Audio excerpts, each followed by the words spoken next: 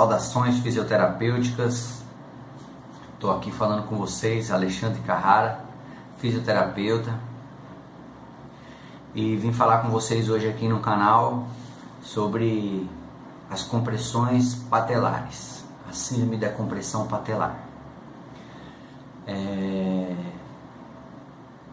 Acontece hoje, pela vida moderna, que a gente passa a maior parte do nosso tempo sentado, onde nós, como bípedes, fomos projetados pelo grande arquiteto do universo para ficar a maior parte do nosso tempo em pé e de preferência em movimento. Mas tudo acontece ao contrário com a vida moderna, né?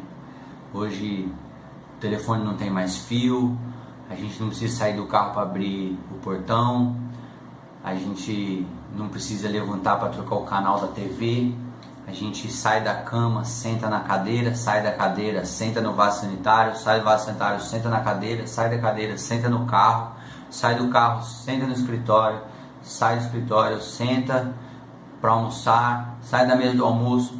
Isso gera um tempo muito grande de joelho flexionado, onde ele devia estar a maior parte do seu tempo em extensão.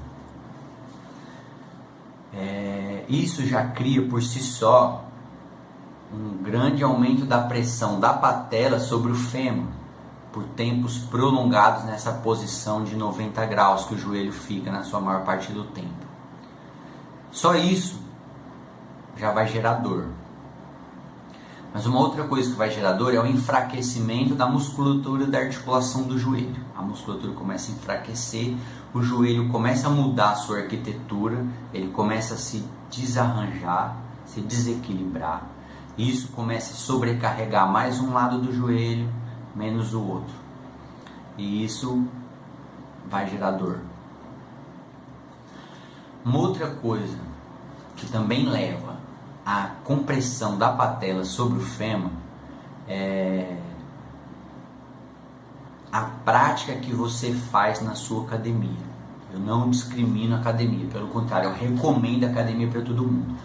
Mas essa academia ela precisa ser muito bem orientada, porque o que acontece? Você vai para a academia, você faz em média 4 a 5 exercícios para o quadríceps, para o músculo anterior da coxa. Você vai fazer um agachamento, uma cadeira extensora, você vai fazer 2 tipos de leg press, vai fazer um exercício de avanço nesse seu treino de perna. E você vai fazer para o posterior de coxa, você vai fazer cadeira flexora ou uma mesa flexora, 2 no máximo. O que acontece? Você cria um desequilíbrio. A musculatura ela tem padrões de equilíbrio. Por exemplo, o músculo anterior da coxa, o quadríceps, ele precisa estar 45% mais forte do que os posteriores de coxa. Mas quando você vai na academia, você sobe isso para uma média de 60%. O músculo anterior da coxa é mais forte que o posterior. Isso vai criar desarranjos articulares. Isso vai tracionar a patela para perto do fêmur. E isso vai criar também uma hiperextensão de joelho. Isso tudo vai fazer com que a patela fique muito próxima e comprimindo o fêmur. Além de você ir para a academia, você vai ficar sentado na mesa, você vai ficar sentado no trabalho, você vai ficar sentado o dia todo, porque você só se movimenta na academia. Isso está gerando um desequilíbrio na sua articulação. Isso falando de você que vai para a academia. E falando daquele que fica o dia inteiro sentado e não faz nada, o que vai levar a um enfraquecimento do aparelho articular. Não só da musculatura, mas do aparelho articular. Os ossos e as cartilagens vão enfraquecer também.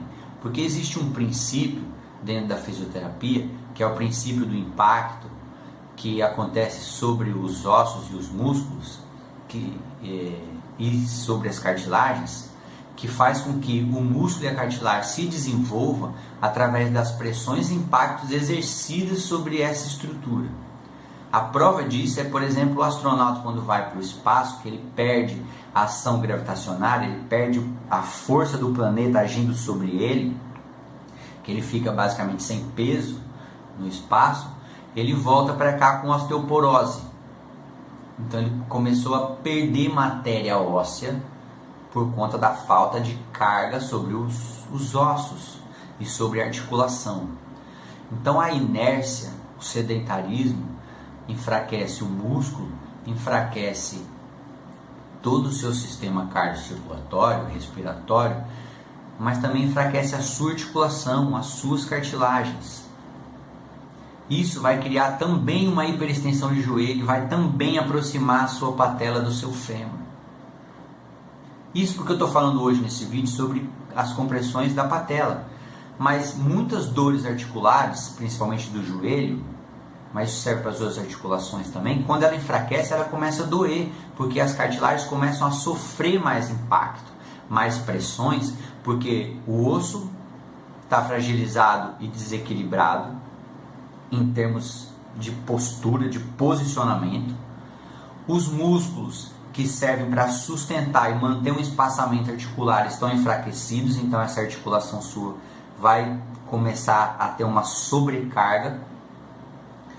Fora que quando a gente muda um pouquinho a postura, a gente muda os pontos de descarga das ações gravitacionárias e a gente aumenta a carga de um lado, tirando a carga do outro. Então a gente começa a sobrecarregar uma estrutura. E isso tudo vai gerar dor na sua articulação. Como a gente faz para corrigir isso?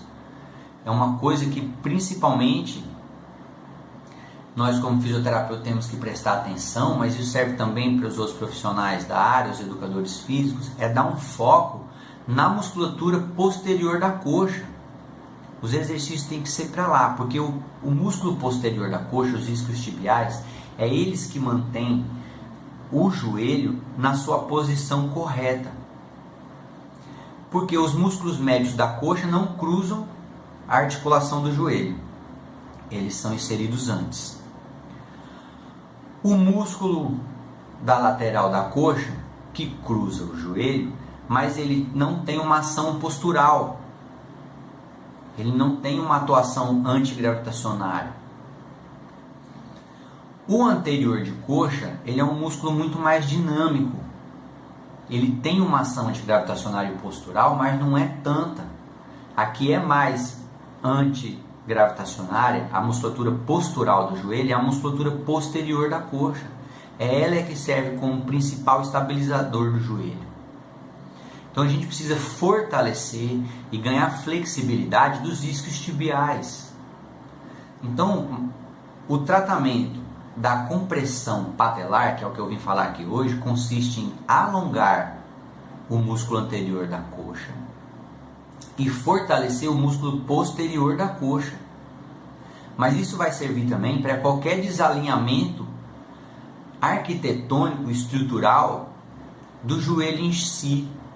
Num caso de artrose, é o posterior de coxa que a gente tem que trabalhar. Num caso de compressão de menisco, é o posterior de coxa que a gente tem que trabalhar.